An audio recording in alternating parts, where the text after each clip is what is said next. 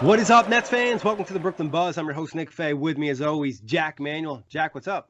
Nets season preview time. It's here. It's finally here. The season's approaching. We're right here. We're going to dive deep into this upcoming year. Obviously, big expectations, big talk, big players. As always, though, quick reminder, you can find us on iTunes, Blog Talk Radio, OTGBasketball.com, Google Play, Dash Radio, YouTube, and NetsRepublic.com. But, Jac, before we dive into some of the dynamics of this season, what are the top storylines for this upcoming year, for the entire season? There's a lot to keep in mind. Let's hopefully we have very intelligent fans, so hopefully they can fit all this in. How will the China trip affect the team's early season form?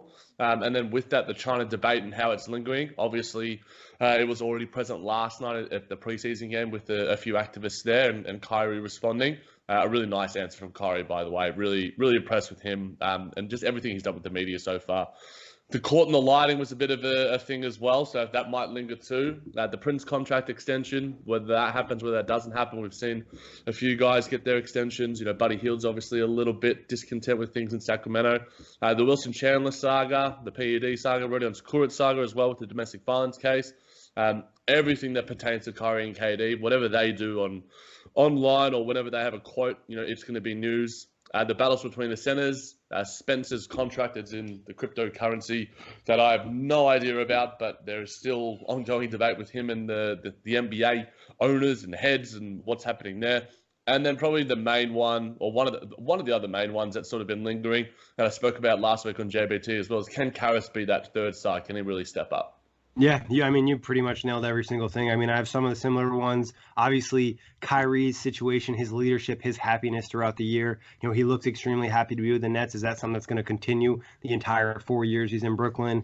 KD's return is going to be something talked about, especially when 2020 starts. You mentioned Caris LeVert's jump. I think the power forward rotation is going to be something that's very crucial as well. The rest of the young guys on the roster, from Rodion to Musa to Allen to Prince, taking another step forward.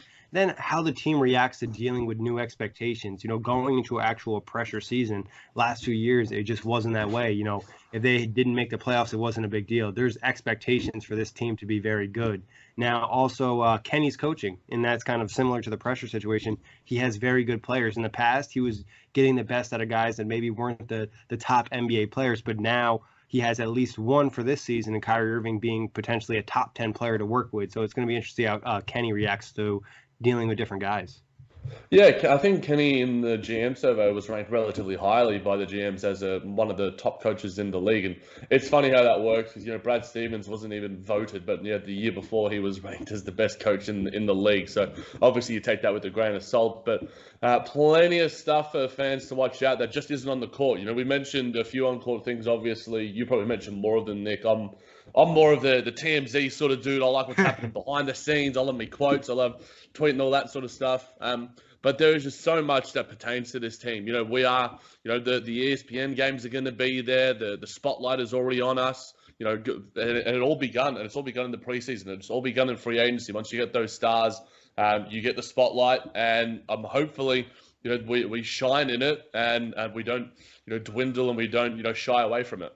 100%. And I think even just two that popped in my head is like, how does the team style change? We had this certain way with the team last year, extremely likable. Now it's a different group of guys. You already kind of feel some of the hate coming towards the Nets. And then also, the battle in New York. I know the Nets don't necessarily care about it, but the fans do. And obviously the Nets probably being a substantially better team this season, how does that impact the city and the fan bases? But let's talk expectations for the Nets this year.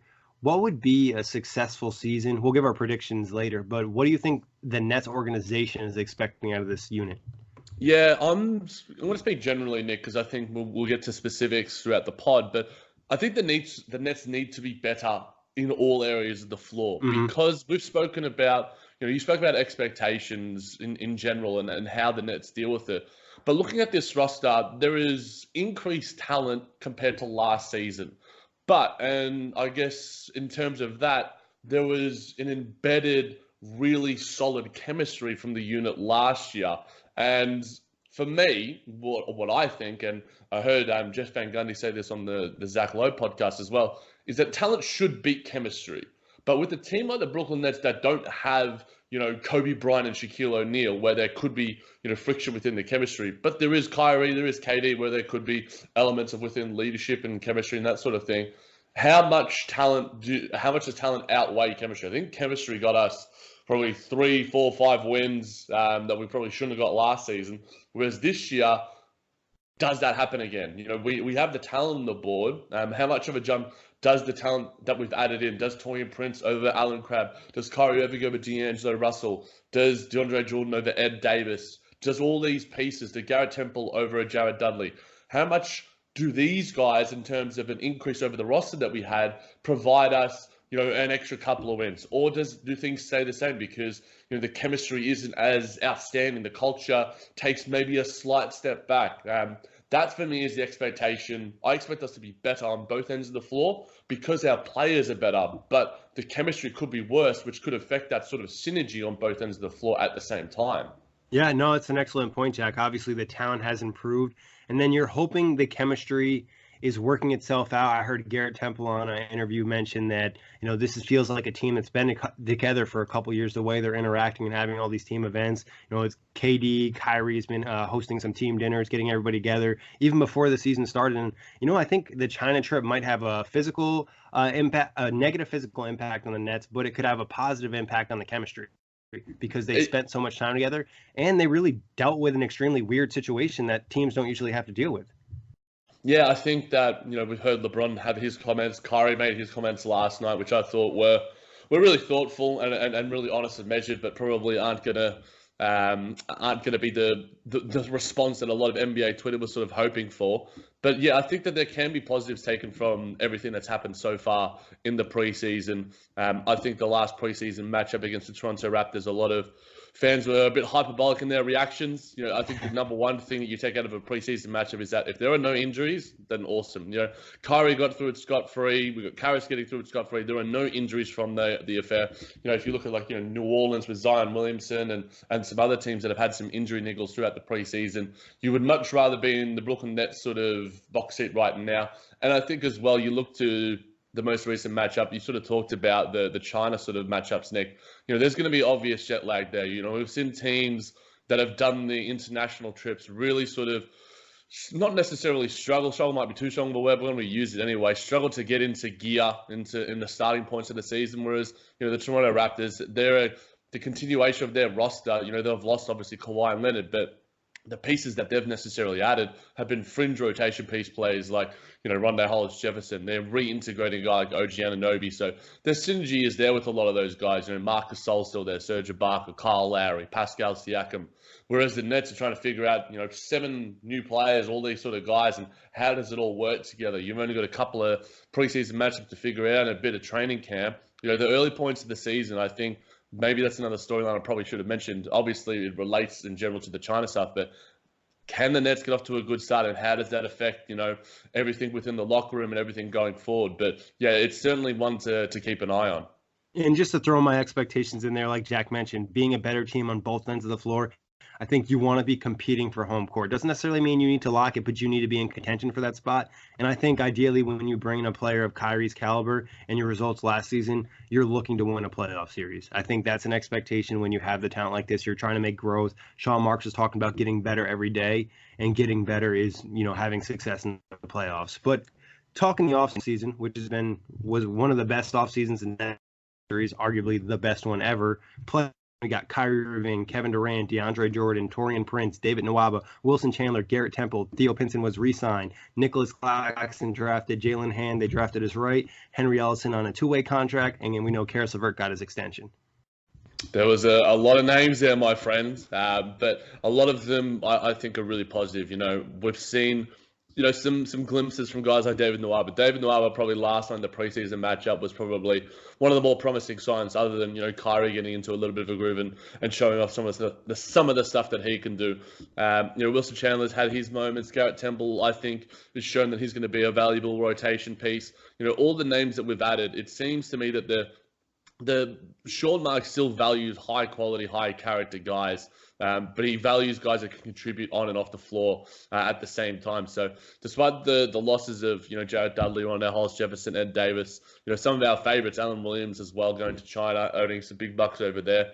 There is some talent that has been re-added. Obviously, basketball is a funny sort of sport. And for me, chemistry might not be the number one thing, but when you're spending, 6 months of a year with these sort of guys on and off the court, hotel rooms, plane rides, and then you spend those 48 minutes on the floor with them as well. How it all gels night to night, game to game, I think is incredibly important. I think you can put things aside, and I think we'll have nights where, last season, D'Angelo Russell just dragged us across the line through his talent alone.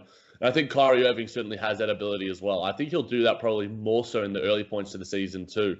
I think he's really going to want to make a point to those around him, a point to his teammates, a point to guys like Kevin Durant, and a point to the national media and such, because I think that there is going to be there is a few more ESPN names in the locker rooms already. We're seeing, Malika Andrews, all these sort of people. So the Nets are getting that national coverage. So obviously all these names are wonderful, Nick, and we're hoping that, we can gel sooner rather than later so we can get off to a good start and get a good seed and a good playoff matchup like you were sort of alluding to.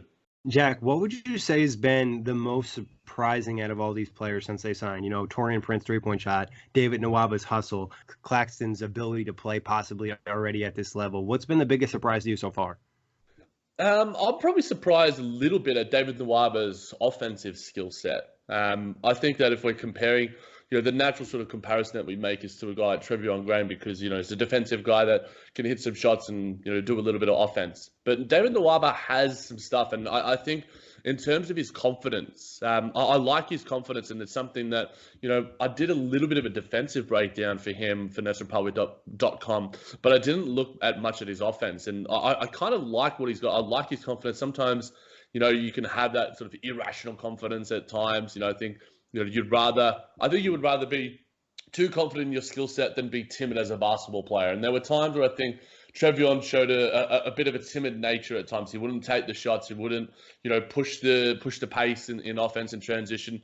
Whereas I think David Nwaba has this sort of, confidence in his own skills and to make an impact out there and to really get some minutes. So for me as a low-key guy, I'm liking David Nwaba. I don't think it's going to be a really consistent sort of 82-game season for him. And I think, he's going to be the natural, probably sort of whipping boy for a lot of fans. We don't have Rondé Hollis-Jefferson anymore. There's no Trevion Graham. So the Nets fans are going to have to latch onto someone. I think David Nwaba seems like a likely candidate for that. But I've liked what I've seen from him so far. There have been moments where he's played done some things a little bit reckless. But I think that's something you take with, a guy who has shown some confidence on both ends of the floor. Some of his defense is insane. 7-foot wingspan for a guy who's 6'5", and he's got some nice hops about him too. So he surprised me a little bit. I really like David Nwaba. Yeah, and I was actually doing the NBA Live preview series. We were talking to one of the Cavs guys, and they mentioned that, Nets fans are going to love Nwaba because of all the things you mentioned, and him just playing so hard and being reckless is just kind of part of his game because he just plays so hard all the time. But for me, I think Taurean Prince's 3-point shot has looked very good. We knew he was a good 3-point shooter, but it is just a sweet stroke, and we've kind of talked about this off air before. You feel confident when he's shooting that. Like, you almost feel like he's going to make it every time. Yeah, I think that it's weird. From watching games and just like a general sort of mindset that I have, it's weird. I feel more confident with Taurean Prince having the ball in his hands than Joe Harris, because Joe Harris seems to miss sometimes the easy ones, whereas Taurean Prince has been hitting everything. Like, if you would go through his preseason numbers from three, I remember the first couple of games, he missed like 4 shots from three after taking 12 or 13 shots. He was been lights out, and his mechanics are insane. He gets it off quickly. It's really good to have two really, really credible guys from the area that can really hit the 3-point shot, because, it's important for Coach Kenny's system. And, Alan Crabb was supposed to be that guy. Unfortunately, he couldn't. But a guy like Taurean Prince and Joe Harris, who are likely to start when we get to rotation talk and a bit of starters talk, it's only going to make things easier for the offense. It's a great point too, and not only did they bring in someone that's a great 3-point shooter, but he has a different, body type than Alan Crabb too. So it provides, Kenny a little bit more versatility. And if, Joe Harris and Prince are both able to become very, very good 3-point shooters, it's just going to open up so many things for the Nets, especially when Durant's back. But we'll talk about that a little bit more later. Talking departures, obviously D'Angelo Russell, Damari Carroll, Jared Dudley, Ed Davis, Rondé Hollis-Jefferson, Alan Williams, Alan Crabb, Trevion Graham, Shabazz Napier. Other than D'Lo, which player would you like to see that you wish the Nets were able to retain and actually fit with this current roster? That's a tough one, Nick. I mean, for me, it's probably one of the vet guys, a Dudley or a Davis. I think Davis would have. I have an irrational love for a guy who can just rebound the ball, but obviously you have a guy like DeAndre Jordan who's one of the best at it as well. So you're placing almost a like for like in that specific skill set. But yeah, even Shabazz Napier, I think, is a nice sort of third guard. But our guard rotation is pretty damn deep as it is now, and we have a lot of guys who can run the floor with it as well. With Musa showing some nice things in the preseason too. I think I'm going to touch on D'Lo just a little bit. Obviously, he's one of my yourself. Could not at all. Like if you mention D'Angelo's name, I'm gonna talk about him at least somewhat. It's like Karis LeVert with yourself or Joe Harris as well. But it's really nice to see D'Angelo Russell getting this almost national spotlight now that he's on one of the marquee teams. I'm seeing him in NBA, ESPN sort of highlights on Twitter. I'm getting notifications about every single little thing that he does from Bleacher Report. He would get that in very small doses when he was in Brooklyn. So it's nice to sort of see him get the kudos that he deserves.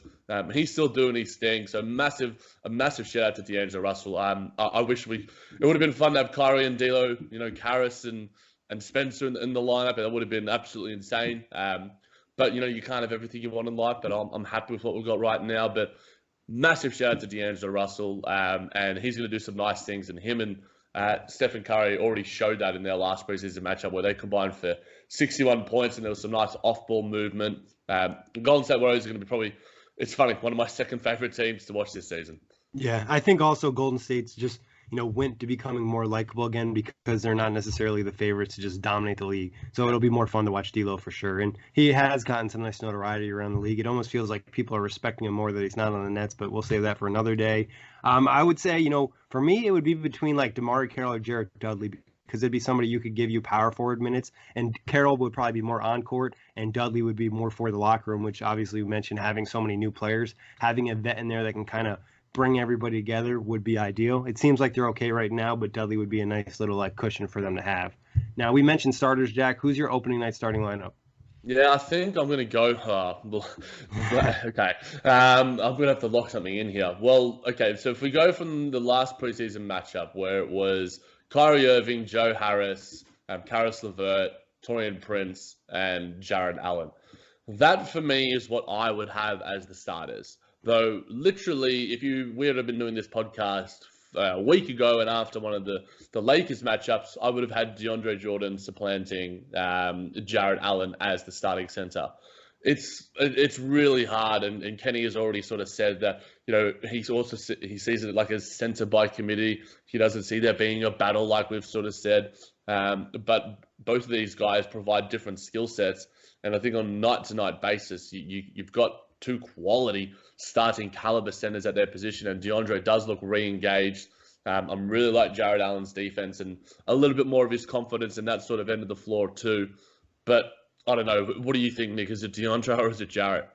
Honestly, I'm not sure at this point either. And it's interesting to see what Kenny does. If he goes with one guy, is that going to be the guy that he sticks with the entire season? Or is he going to kind of flip-flop these, first couple weeks to figure out which rotation works better?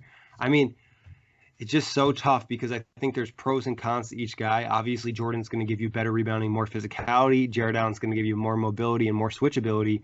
But going small, you might prefer to have the physicality and rebounding. If not, you're depending on, Karis LeVert, Taurean Prince, Joe Harris to really get active on the board. So it's going to be a kind of a pros and cons thing. And it could be based off matchup. Like, I wouldn't be completely surprised. I'm not a big fan of changing your starting lineup every matchup, but it could work. Yeah, I think that it's so tough, and obviously it's such an important position for the Nets in terms of grounding everything offensively within the pick and roll and defensively protecting the rim. Our guess is as informed as we can probably be. Literally just because, for the sake of it, we'll see how much traction it sort of gets. But I had to put out a poll. I'm literally, as you were sort of speaking, Nick, I'm like, who's starting on opening night? Is it DeAndre? Is it Jared? So by the end of this pod, maybe the fans have spoken for us and they can give us a little more insight.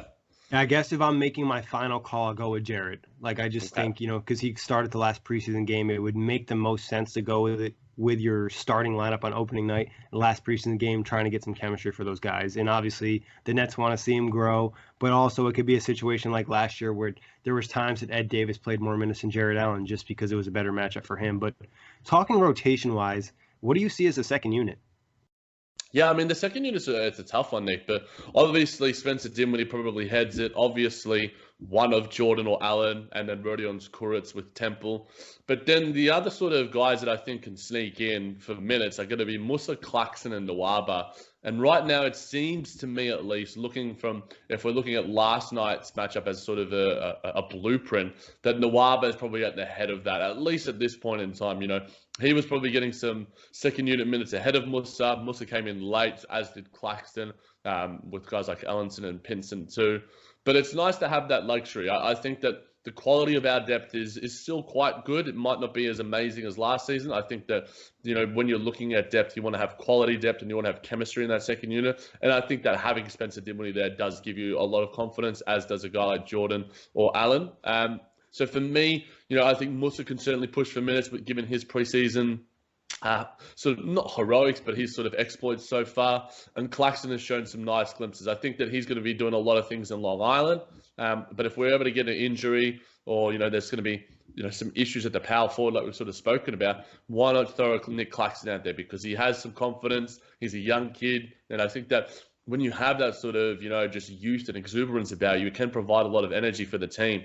But yeah, Musa and Nwaba and Claxton, those guys are the sort of the 10th guy, the guys fighting for the 10th man in the rotation, because we know Coach Kenny isn't going to go deeper than 9 or 10. Yeah, and I really like you bringing up Musa and Nwaba. I think that's going to be a battle all year, and it's completely different games. You're looking at, Musa being an offensive player, the ability to play make, knock down the three ball. Nwaba's shown some things offensively, but his strong point is defense and hustle, and obviously Musa struggles at the defensive end. So it's going to be interesting to keep an eye on, and I think Nick Claxton will end up getting minutes this year because essentially if Jared Allen or DeAndre Jordan miss time, he's a third center. So, they're going to have to play him probably at certain points. If it was just even a rest game for DeAndre, Claxton will have an opportunity to grab some minutes. Yeah, and I think that will be a good thing for him. I think that it's going to be, obviously, you're not going to want to throw him into the Sharks, give him 25 minutes in that matchup where you see DeAndre or Jared out. You would more likely increase the minutes for Jared and DeAndre, give them 30, 31, 32, and then you give Claxton, 15, 16 sort of minutes, to sort of make up the rest of it. But I think that with what we've seen in the preseason has probably maybe even exceeded some people's expectations. I think that after speaking to Dalton on the sort of draft pod, I'm doing, looking at some of his video, I was always confident that this kid could play. And I think that the Nets got another steal, as Sean Marks tends to do in the latter areas of the first round and earlier areas of the second round. So I'm really happy with Claxton. Yes, we've heard the Chris Bosh comparisons. I think it's easy to make comparisons. We're comparing Ja Morant to a hybrid of De'Aaron Fox and Russell Westbrook now. Let's let these kids be themselves. And I remember I posted something on the JBT Facebook page. Make sure you give that a follow as well, guys. That Kobe Bryant went scoreless in the first few games of his. And I'm like, let's just temper expectations on rookies. Let them be themselves. Let them grow. And I think Nick Claxton is going to have the perfect environment to do that in Brooklyn. Jack, who do you think would be the small ball center? Obviously we know Kenny's going to do some lineups that don't include a true center. Who do you think will play some small ball center minutes this year? I think that the most likely candidate for me, Nick, would probably be Rodion Kuritz. Yep. I think that we've seen him in person and we were sort of surprised about the height that he has. He's a guy who's probably maybe just that little bit shorter than Kevin Durant. And you could probably, I saw moments in the preseason, in China when we were battling against the Lakers that Torian Prince was guarding Anthony Davis in the post. And there were times where Anthony Davis had his lunch, but there were times where Torian Prince got some steals on him, forced some turnovers. So I think Torian Prince is the other sort of guy, but I think he still lacks that just general height about him. He is, a small ball 4. So playing him at a small ball 5 would be almost, incomprehensible in a way. But, when you've got a guy like Draymond Green, who is apparently now 6'5", then maybe you could do it. But for me, Rodion Kuritz seems like the most likely candidate for it. And I think that outside of that, there aren't probably a lot of guys, even people are speaking about David Nwaba playing up at the 4 position, but I'm pretty comfortable with him playing a 2 and a 3, even though he is 6'5". Sometimes you need to have that height. You don't want guys just shooting over you in that sort of sense. So for me, it's Kuritz, and I think that that's probably the only guy I would like to see it anyway. Yeah, I think Rodion's would probably be a guy you'd look at. You mentioned Torian Prince. Wilson Chandler maybe be someone to consider if he's back, or if it's the rumor is that Lance Thomas is going to be signed for the stretch he's suspended, he'd be a guy you could probably play at small ball center as well.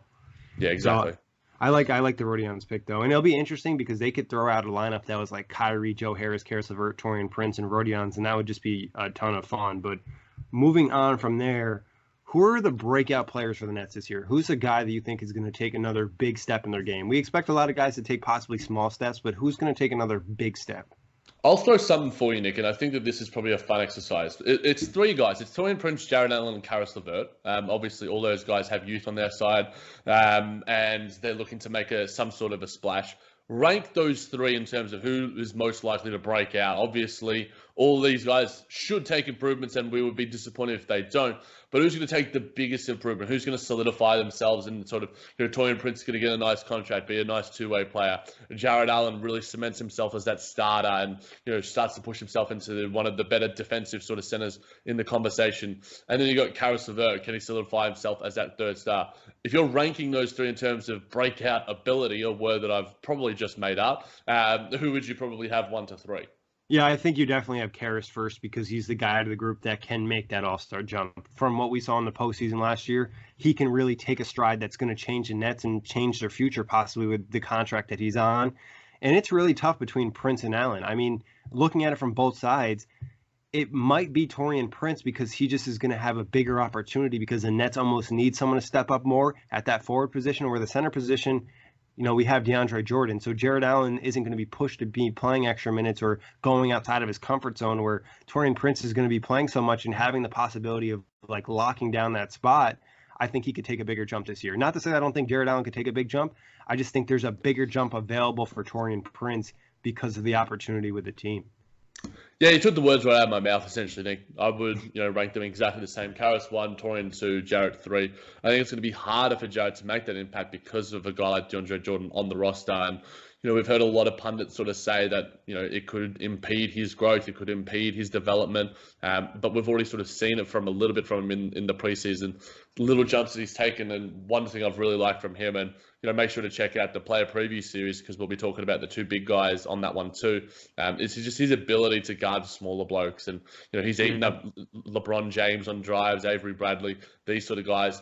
So his ability to get out on the perimeter and then get back into the paint, DeAndre Jordan cannot do that, and I've seen that from watching games. He is literally stationed himself in the paint, and a lot of the times that probably gets him caught out because guys like Marc Gasol were splashing threes and Serge Ibaka. So I think that that's an area where Jared Allen can really thrive, and I think that actually sets him apart from a lot of centers in this league who can't really sort of move that well laterally and have that sort of lateral athleticism. And I think that is what's also going to help Jared Allen probably land that starting spot because of his ability to be more mobile. And teams are going to play their best players to the starting lineup, and that's usually a point guard who can shoot off pick and rolls or pick and pops, and then you're going to have your center that can shoot threes, usually with a starting lineup. And it would make it a little bit more difficult for DeAndre. But talking other breakout players, I also could see Yana Musa having a breakout year. There's potential there for him to earn a rotation spot, and Kenny's really talked him up. And Kenny doesn't really necessarily talk up anybody who doesn't have a big jump. It's usually everything he says, like, hey, this guy's worked really hard, he looks really good. That guy usually does take a jump, and it looks like Musa might be that guy. Yeah, I think it certainly will be as well. And I think that we'd be remiss not to mention Rodions Kurucs as well. Yeah. He's been doing some work in the offseason. He looks a little bit stronger, a little bit more controlled. We've seen some video from him, on the wings on NBA Twitter from guys like Matt Brooks. I've really liked what he's done in the offseason. He looks more confident, a little bit more poised. And just in terms of taking that three-point shot, he looks to be confident in taking it. And isn't necessarily seem to be worrying about the numbers. Obviously, it is preseason, and when we get to the regular season, our guy's going to have that same sort of mindset. But right now, he's taking them, and he's making the right calls on both ends of the floor. I'm really excited to see what Rodions and the jump that he could take next season, because I think that him and Musa, have all the tools to certainly do so. They're incredibly talented kids. And the development system within Brooklyn and Long Island has allowed them to sort of thrive in the environment. And I think we should see some nice glimpses from them throughout the year. Yeah, and Rodion's similar to the Prince situation. The Nets need someone to step at that forward position, and he could be that guy as well. Now, Jack, talking trade rumors for this season, do you expect to hear any rumblings about things around the deadline? Any big moves, small moves? What are you thinking?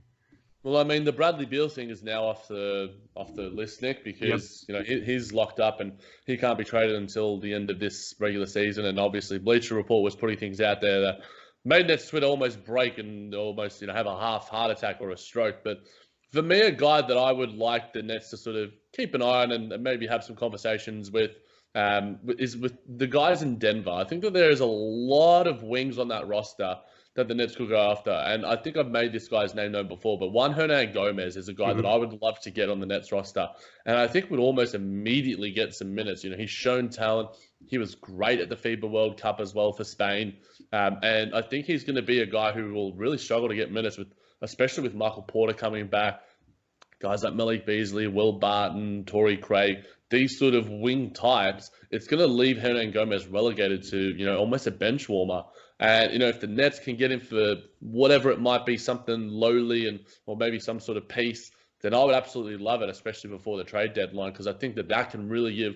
It's not going to necessarily solve all the problems at the forward position, at the wing position, but it certainly gives you an upgrade in talent. So for me, he's a name, and I always speak about, we used to speak about guys like Nikola Mirotic and getting into those sort of guys. But Hernangomez is also a young dude, only in his mid-20s. So for me, that's a name that I would like to keep an eye on, and hopefully the Nets do make a move there. I think Zach Lowe and other guys have sort of spoken about that. The Sean Marks has always taken calls. So for me, get the Spaniard. I think that he can certainly add something to this Nets roster. Yeah, that's a great pick, Jack. Hernangomez, and then the whole Denver situation. If it's not him, there is another possibility of one of the other forwards being moved because they just don't have the minutes, and obviously they need to start paying guys in Denver. But I would think someone along the same lines. Like you're looking for probably a four. If they do make a trade, it's not going to be a blockbuster trade, but it'll probably at least be some depth at that power forward position. Somebody a little bit maybe more suitable defensively to deal with a real four. Yeah, and I think that we don't have a prototypical four right now. I think the four position out of all the positions on the floor has gone to the wayside because you're either a big three or a small ball five or whatever it might be. You have to the four position almost is just like a wing position or a big sort of small ball five trying to play that center position. So, but I think that the Nets lack sort of wing depth. We wanted sort of Wilson Chandler, Rodion Skuruc. For me, Taurean Prince is the best guy there right now. I think a lot of fans have come around to that too. But, you can never go wrong by just adding some extra talent onto the roster. And I think Hernangomez can really give us something there. And, there is history with the Nets and the Nuggets making a deal with Kenneth Faried and the picks and Darrell Arthur, last preseason. So, there is some goodwill, for lack of a better term, there as well. I think that the Nets are always going to be on the move to looking to add additions to their roster. And I think we see Lance Thomas, obviously, he was cleared waivers the other night, but it seems to me that the news and the rumblings are that, he's going to be brought in once, Wilson Chandler has to, serve his sentence for the PED sort of scandal, not scandal, but for the PED infraction that he sort of incurred. So it seems to me Lance Thomas could get some minutes as well. So we'll have to keep an eye on the power forward rotation, which was, one of the big storylines that we spoke about earlier in the pod. It's a great point too, and it'll be interesting to see what happens with Wilson Chandler. If Lance Thomas does well, maybe they cut Chandler and keep Thomas for the whole season, or they just cut Thomas when Chandler is ready to go back in. But talking team awards, Jack, who is the Nets MVP next season? It's Kyrie Irving. Okay, that's the same thing over here. Most improved on the Nets next season? It's Taurean Prince. Ooh, I like that. I went Karis LeVert here. If you didn't go Karis LeVert, then I would just be absolutely abhorrently shocked. I think it's a possibility. I think Taurean Prince would probably be my second pick, but I just think Karis's jump is just going to be a little bit bigger. Six man, do I even have to ask? Well, it's the guy that I predicted. And I'm going to keep bringing up this prediction from 2018-19 preseason until he eventually wins the award. And I'm doing award predictions on JBT today, and I've got Spencer Dinwiddie as my sixth man of the year. Give me Spence. Spoiler. I'm just kidding. Defensive player of the year. Obviously, I have Dinwiddie too. I didn't need to say it. Yeah. This is probably an interesting one then, because you could probably throw two or three names out there. You could throw Nwaba, you could throw Karis LeVert, you could throw Jared Allen. DeAndre Jordan does look engaged on that end of the floor. I'm going to go Jared Allen just for pure importance, but I think Karis LeVert has the best ability to take a jump and make an all-defensive sort of team in terms of getting that national sort of coverage and making one of the sort of the NBA sort of awards. But for the Nets specifically, the defensive player of the year, I believe, will be Jared Allen. Yeah, I want Karis LeVert here. Jared Allen, close second, like you said. His importance at the center position, especially defending the pick and roll, It'll be interesting to see if he can take another step in that area. And then obviously Karras, we've seen a lot of good things from him defensively. Now it's kind of taking it to another level and becoming more consistent. But any other awards you want to talk about or make up? I didn't have anything to make up, but I think that if we're talking, young guy most likely to break out, and I'll throw some names there. I'll throw Jadon Musa, I'll throw, Nicholas Claxton and Rodion Kuruc. Who's the guy that you're most excited about to sort of break out? So I guess a Nets breakout player in a similar sort of vein to most improved. I don't think Nick Claxton will have the opportunity this year unless there's an injury, or he'd be the guy I'm most excited about because of his skill set. Yeah. And Rodion's, I don't think is going to take a major jump this year. I think I don't want to say he'll hit a plateau, but I think he's just going to kind of stay around where he's at, obviously dealing with some of the off the court stuff. So Musa would be a guy I think that has the potential to really break out. And I haven't necessarily been the highest guy in Musa, but I've been impressed with preseason and with Kenny kind of talking him up and saying he's put in that extra work and really trying to fight for that rotation. And I think just having playmakers and guys that can shoot the three ball in this offense is so important. Yeah, I think guys just having versatile skill sets is just important. And I think, Musa as a big guy who got real opportunities in Long Island to play the point and to be a floor sort of general, it's going to impact his skill set and his confidence. And, he can impact the team in a lot of different ways. And I think that should allow him to get minutes at some point in time. There are going to be injuries throughout the season. So there are going to be minutes seen from the depth on this roster. And I guess when we get to strengths and weaknesses, it's probably a thing that we'll talk about. Well, there's the segue right there. Strengths of this Nets team. I'm not going to say mine because I put this out on Twitter and there was just a ridiculous response. So I'm just going to go through some people's so truly cheap guys' strengths. What we should do is you should name them. We'll go like one by one and then say we agree or disagree. Done. Strengths from truly cheap guy. Everyone buying into the system, deep bench, a perception that GM and the coach are solidly behind the players.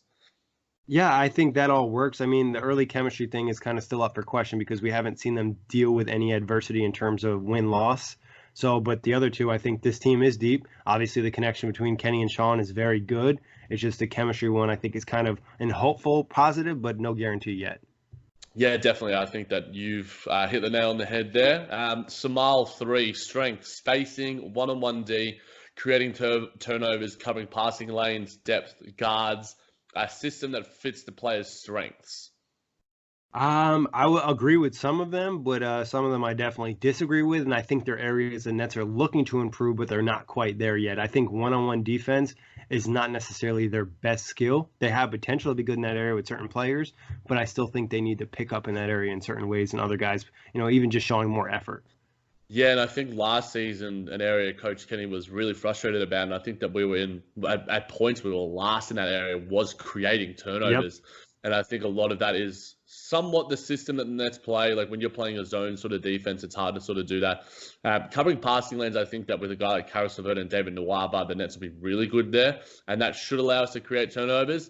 So I think that we are more equipped to improve on that area of the floor as a defensive sort of squad. But it's certainly not an area that I would say is a strength just yet because we haven't proven it. But all the other ones, it's like a potential to be there, but like you said, it's just not quite there yet where we can't be like, hey, this is a strength. By the end of the season, hey, it definitely could be. But right now, I think it's too soon to say it's strength. Yeah, definitely.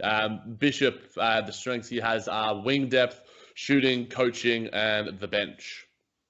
Yeah, I guess it depends on how you classify a wing. With now in the NBA, it's almost like you've mentioned this before, like 2 to 4 is essentially a wing. I think at the 2 spot, they're essentially good. The 3 spot, they're good. And then when you get down to the 4, we're dealing with the bigger wings. I don't think that's a strength until Durant is back.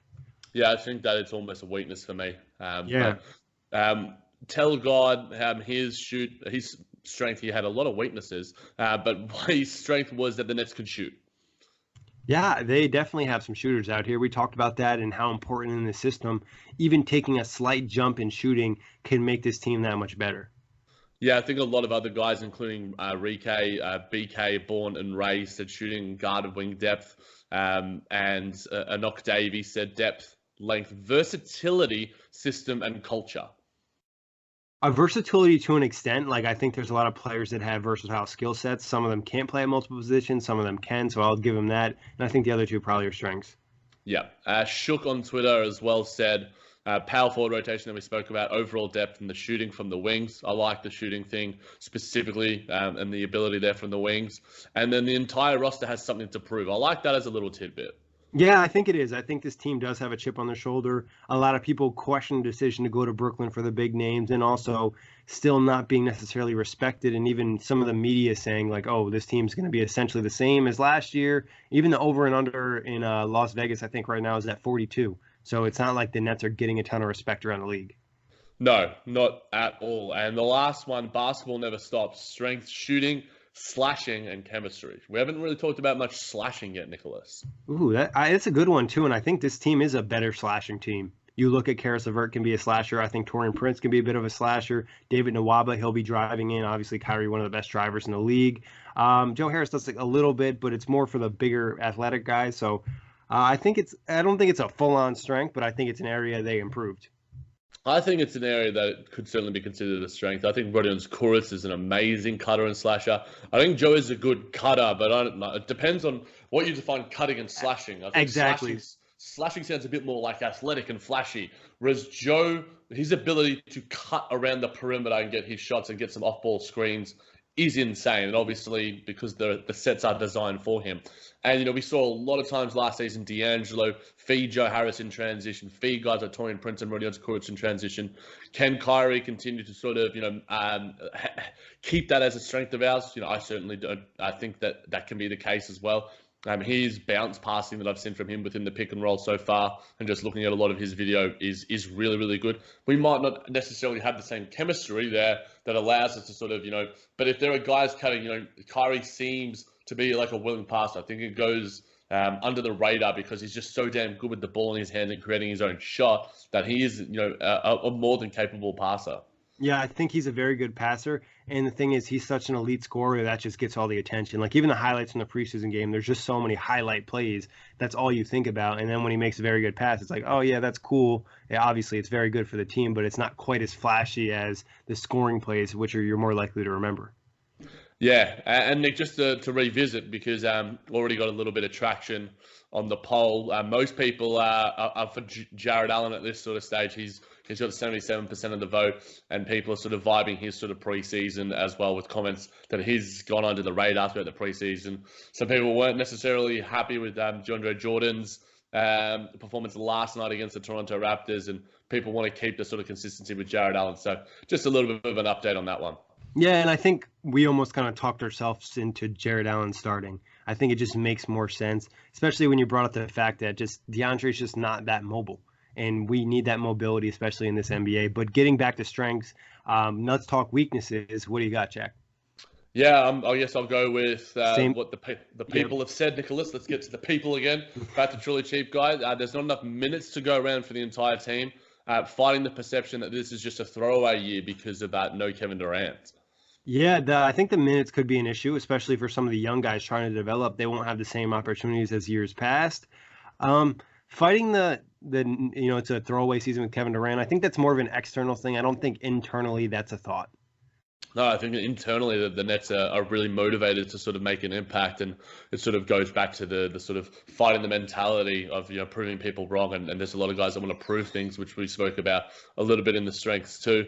Weaknesses from Samal 3, protecting the paint area, health, and outside of that, he says that there doesn't seem to be many issues. But are you worried at all about the health of guys like Kyrie Irving, Karis LeVert, Spencer Dinwiddie's missed games consistently, or is it more that the conservative nature of the Nets training staff?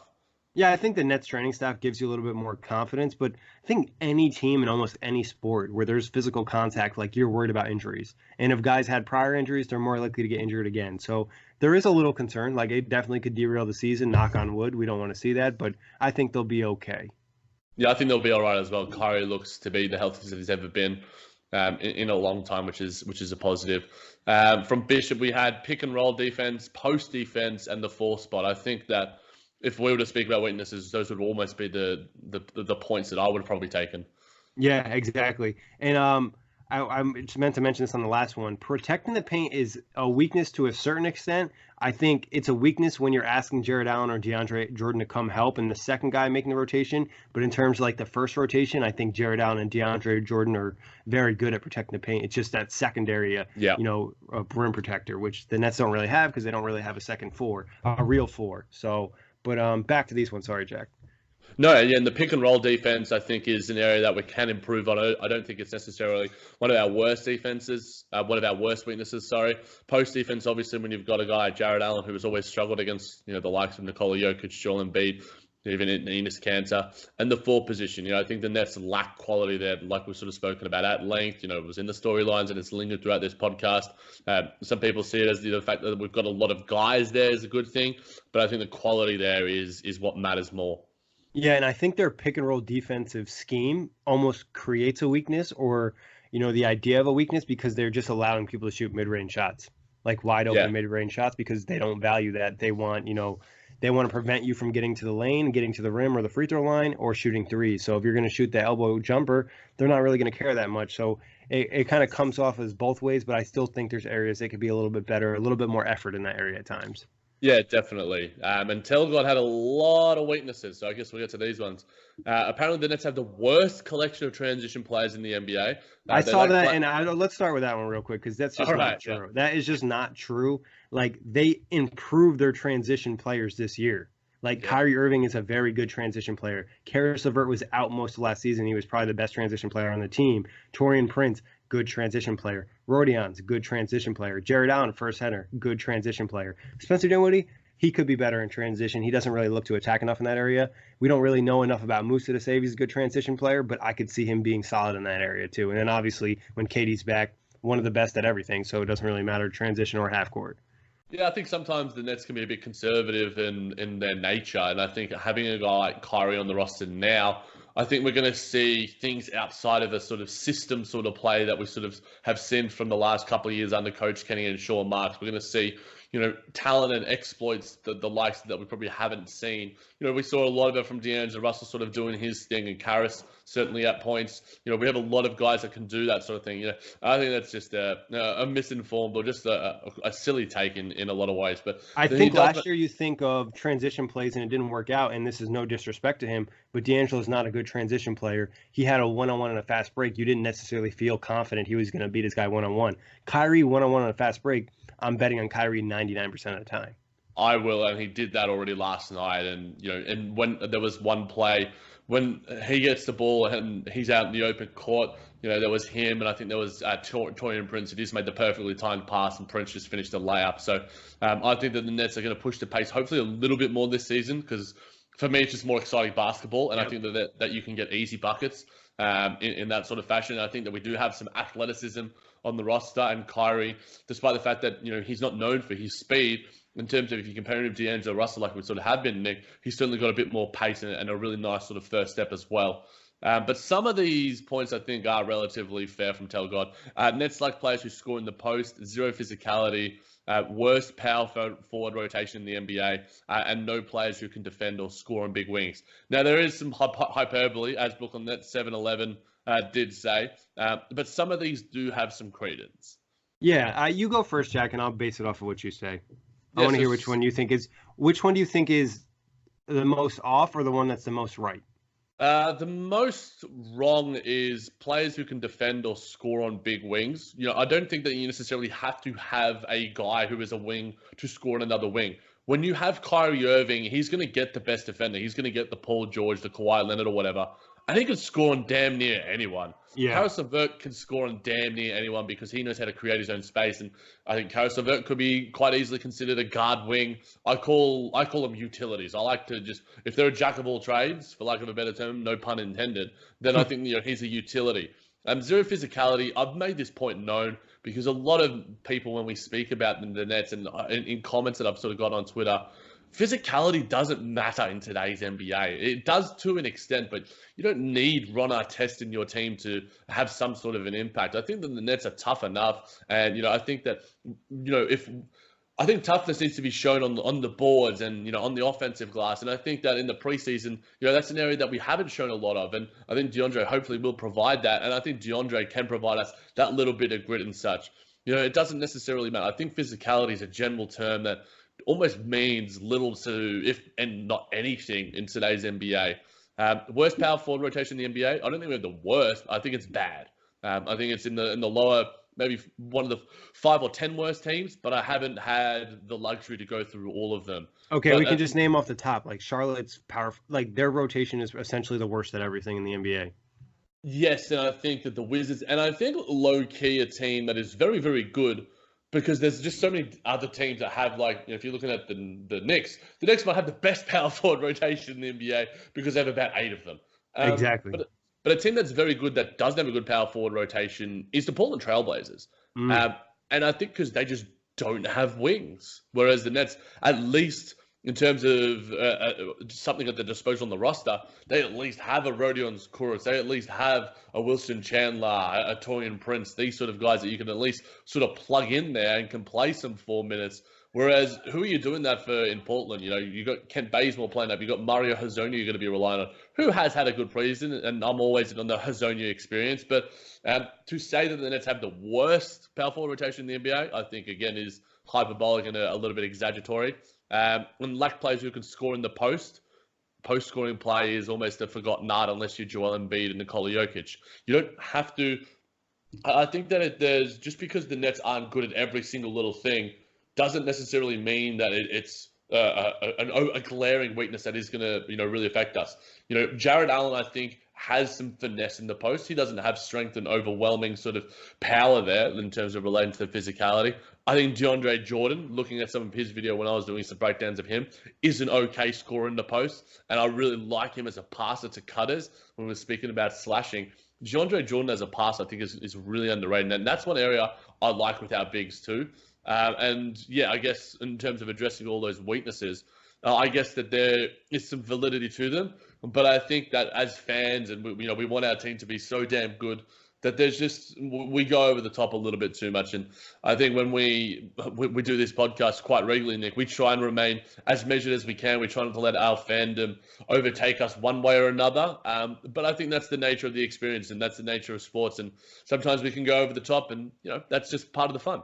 Yeah, and I think pretty much echoing what you said, they may be weaknesses, but they're almost weaknesses in the entire NBA because it's not a common thing. Like you mentioned, you don't need to have a post presence. You don't need to have amazing power forwards because power forward position has essentially died other than a few guys where a lot of teams are just playing the threes at the fours.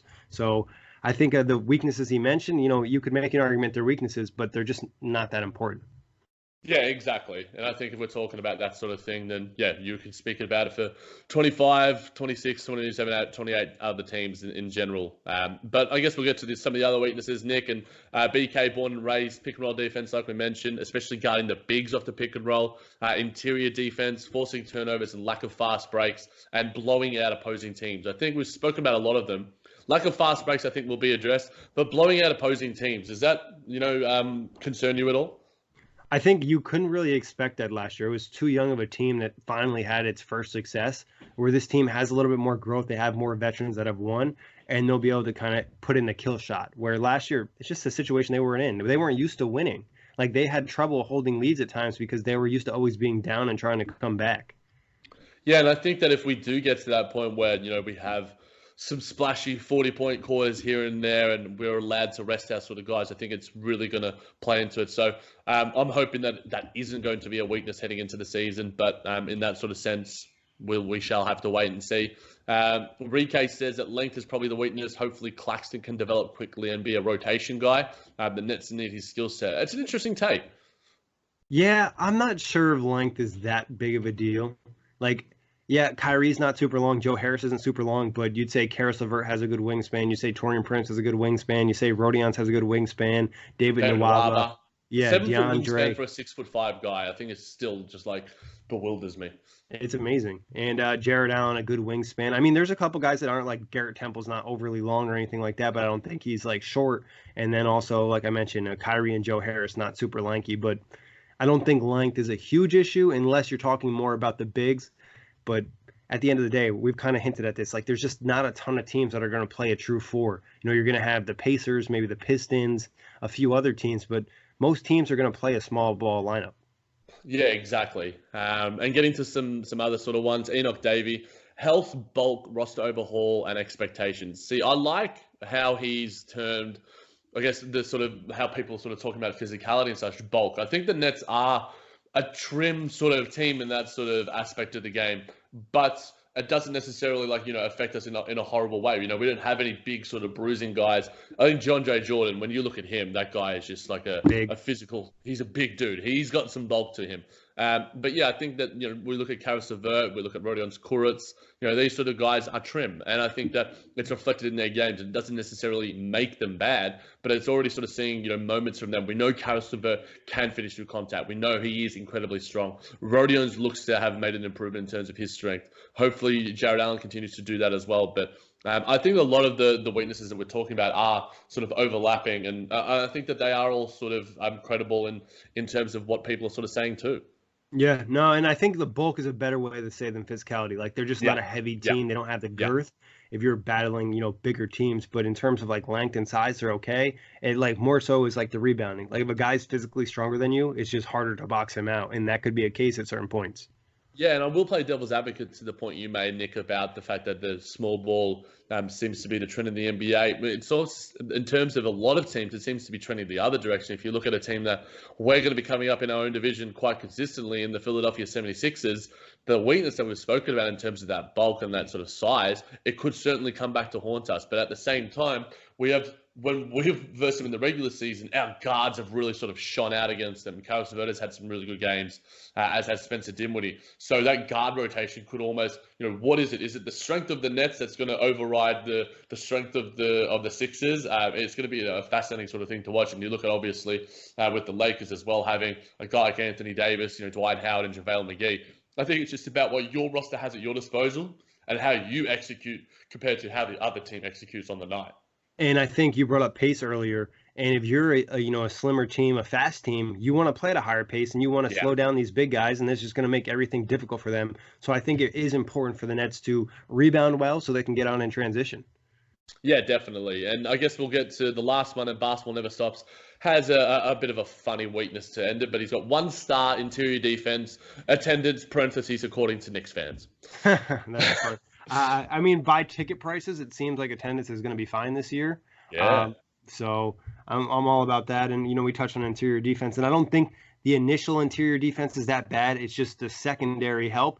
And some of that I have to think is the Nets defensive scheme because they don't want to give up corner threes. So sometimes they're a little reluctant to come off their man and help with that weak side help.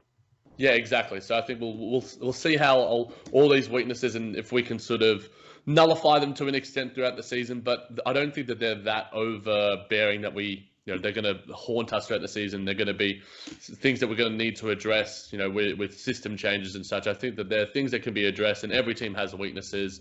I think that the Nets have a lot of strengths in good areas and in areas that are positive to winning basketball. Yeah, and I think really the biggest weakness would be it's just a lot of new guys, and they all have to kind of gel quickly because there are expectations here. But enough about strength and weaknesses. Let's get to some predictions. Jack, how many games do the Nets win this season? I'm going 46. 46. I got to stay true. I already made a prediction on the outlet, so I got to keep it the same. I'm going with 50 here. Obviously a little optimistic, but I always like to be the optimistic one here. Now, playoff results. What is going to happen in the playoffs, Jack? And what seed are they going to land? Yeah, I'm going with the 5th seed. I did my seeding predictions for JBT throughout the week, and sort of I toed and froed with, I think that we spoke about on the outlet preview with Corey about the 3 seed is up for grabs when you look at the Raptors, when you look at the Pacers, when you look at the Celtics. And despite the fact that I did do an article for OTGBasketball.com on the Brooklyn Nets having a fairly legitimate case to get that 3 seed, I think that, like you said, Nick, in terms of that weakness, in terms of the roster overhaul, there could be some time that it takes for us to gel. And there could be some time with the jet lag and the issues from China that could, cause us a few early season losses that the Nets would normally sort of get compared to last season. So for me, that's an area that I think is going to mean when we're jockeying for that sort of third spot, that I think we're going to be left with that sort of around that 4 to 6 sort of range. Not to say that, if the Nets get 50 wins, they've got that third seed locked in. But I'm the pessimist of the pod, as they say, with that alliteration. Yeah, I think I'll go with they'll be competing for the third and fourth seed. I think most likely they might end up with the fourth seed because you mentioned there could be some issues with getting all these guys to get on the same page and then dealing with a couple losses maybe from China. And then who knows, maybe one of these other teams are really going to take off. But the 3 seed is really up for grabs. Like after the Bucks and Sixers, there's just not any guarantees in the East. No, there isn't. And I think that's an exciting thing. I think that in general, the season ahead of us, it can't come soon enough.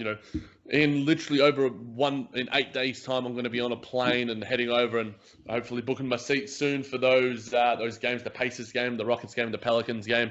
If anyone would like to donate to me, maybe I should start a GoFundMe. I'll be over there very soon if you want to catch some games. We're doing some fun things. I know Nick's got some ideas in mind. If you guys want to catch up with us, grab a beer. I don't drink beer, but I'll drink them if you guys shout me again. But I'm just incredibly excited to head back over. It's always every single year I try and get over to Nets games, and this is a season where I'm just buzzing. Like literally, my phone background right now is a photo that I took last time when we were there, Nick. It's got D'Angelo Russell. It's just at Barclays Center, the crowd there. And I need to update it. So I need to get a new one. I need to get Kyrie on there. I need to get Karras. I need to get DeAndre. I'm absolutely buzzing, for lack of a better term. I'm really excited. Yeah, no, it's an exciting season, and it just comes with the growth we've seen from this team, the different expectations. And talking about that, Jack, what's going to be the result after they land that, you said the 5th seed? What are they going to do in the playoffs? Yeah, I think that the Nets probably take a series to 6 minimum games, and I think 7 games. I think that's an area. It depends on the matchup. If the Nets were to get a Pacers, I would be pretty confident. But if the Nets were to get, say, a Celtics or a Raptors, then I would be less confident in that sort of regard. But I think the Nets have the potential to win a series. It depends on home court. It depends on the specific matchup. So I'm leaning as like a minimum that they get a 6-game series, and as a maximum they were to take a series. Yeah, I think they can definitely take a series. I feel pretty confident against them in most teams because the real concern is this team gelling. By the time it's the end of the season, we're going to see a lot of players improve. Like that's just been Kenny's, past seasons. Guys are taking jumps throughout the year. So I feel pretty confident about beating those teams, including Boston, Indiana, and Toronto. I think Toronto obviously has the experience, but they don't necessarily have the scores, and everyone's going to kind of pick up that defense in the playoffs. But that's for a whole nother day. What would your playoffs results be if, let's say, we see Kevin Durant return the first week of March? Yeah, this one is where it gets tricky, Nick, because if you add Kevin Durant even at a 80% capability, it transforms your team in so many different ways. If we were to get back, then I think the Nets could win 1 or 2 series because if you have 2 stars on your roster, even not necessarily 100% stars, then it transforms your ceiling as a team. So I think the Nets could easily get two series if that were to be the case. Obviously, if it were against the Sixers or the Bucks, it would be a little bit trickier. But you're adding in one of the best players we've seen in the past, maybe even ever. He's easily a top 15 player of all time, one of the best scorers and one of the best offensive players in the history of the game. And his defense, really took a nice jump in Golden State too. We've spoken about at plenty of times when we're doing sort of previews in relation to, episodes of The Buzz before about, Kevin Durant coming back. I've got it as a sort of storyline sort of thing on my JVT preview that, Kevin Durant could come back, sort of piggybacking off you. We heard Kyrie sort of say when he comes back, he didn't necessarily rule things out. I think Kyrie's relatively confident, but he also did say at the same time that I wouldn't let that sort of happen, what happened to him in Golden State as well. So the conservative nature of the Brooklyn Nets, and we heard Sean Marks speak about it as well in terms of how excited and how, again, we have the Brooklyn Buzz. So we're going to use the word buzzing a lot. If you don't like it, unsubscribe to us on iTunes. No, don't. It's on our T-shirts.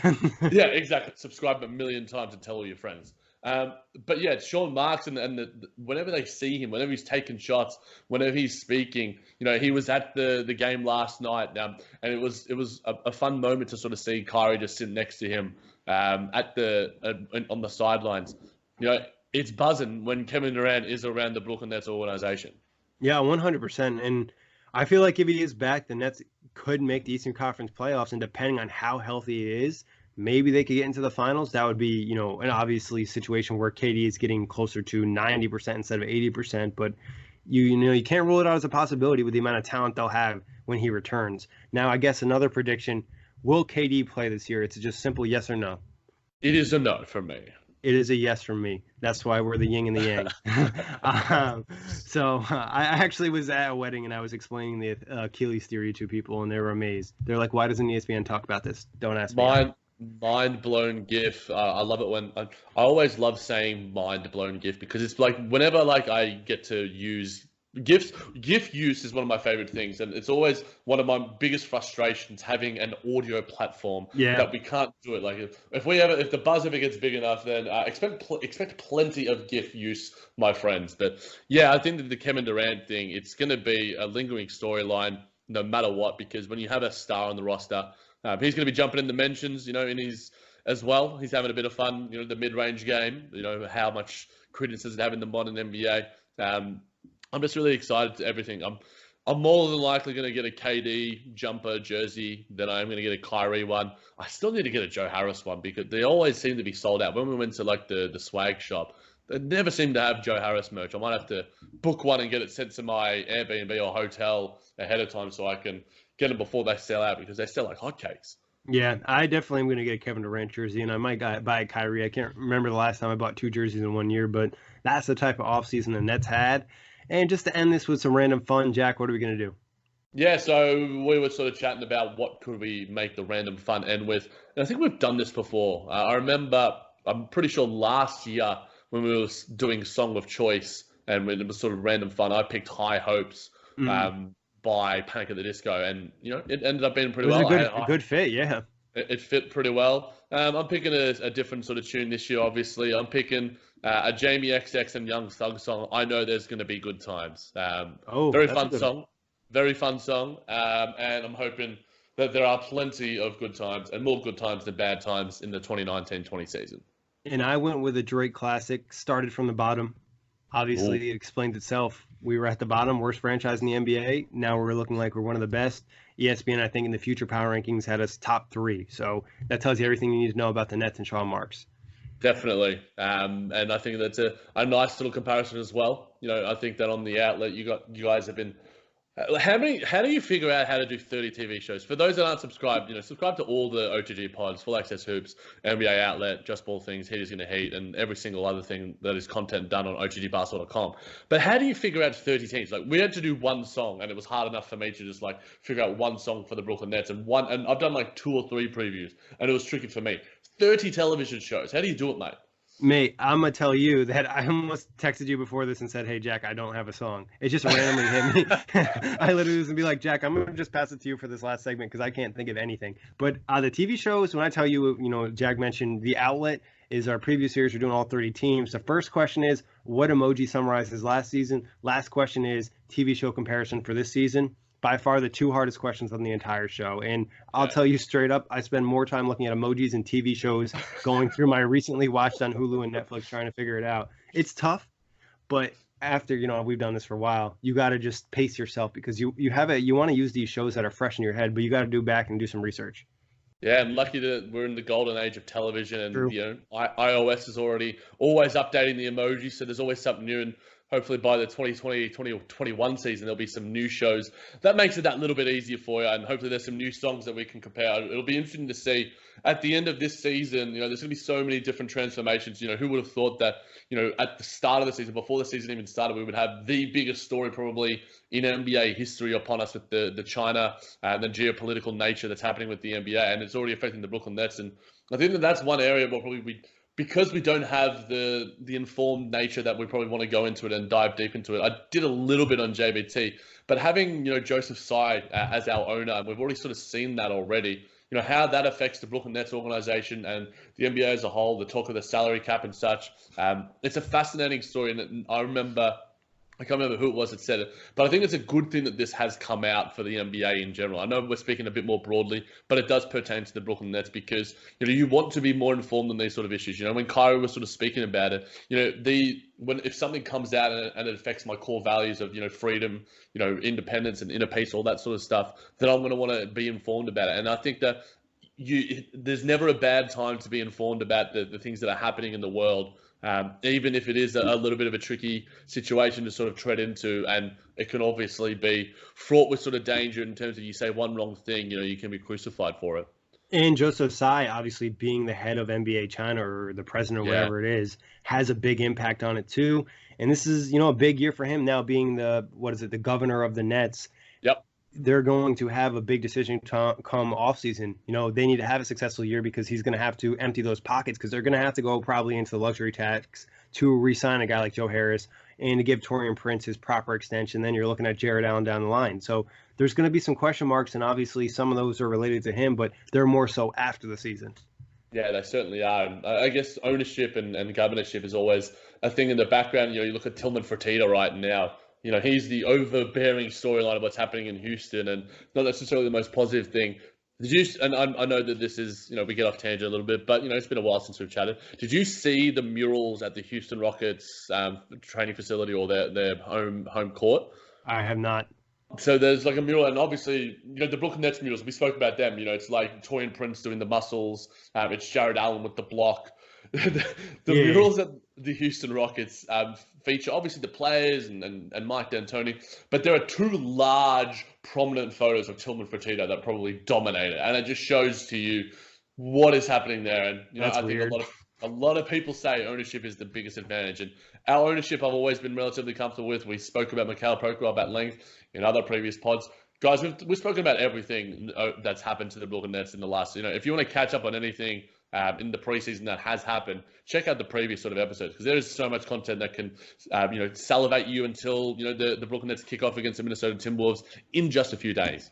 Exactly. And we've probably dropped more Brooklyn Buzz offseason pods this year than we almost have in the last 2 years combined. But Jack, always a pleasure talking Nets, and obviously we're getting ready for the season, and we're going to be giving you game recaps after every game, squeezing in some other stuff, giveaways, and all that fun stuff. But like I said, Jack, always a pleasure. Thank you, everybody, for listening. You can find us on iTunes, Blog Talk Radio, OTGBasketball.com, NetsRepublic.com, Google Play, Dash Radio, and YouTube.